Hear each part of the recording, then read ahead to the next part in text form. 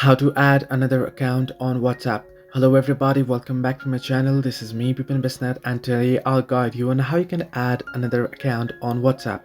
Now the process itself is relatively easy and simple, so let me guide you through. If you open up WhatsApp, now I'll just show you real quick that I'm using two different accounts here. I've logged in, I can just switch account, and you can see I'm switching my account and I have two different accounts. So how you can do so?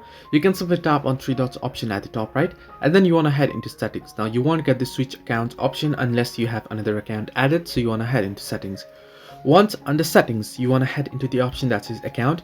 In my case, since I've already added another account, here you can see remove account option above the delete account option.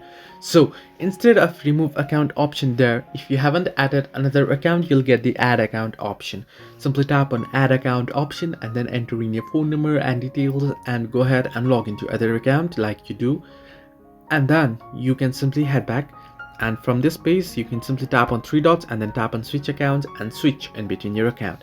So this way you can add another account on WhatsApp. Hope this helped you. Do like and subscribe, and do not forget to leave a comment down below if you have any further issues.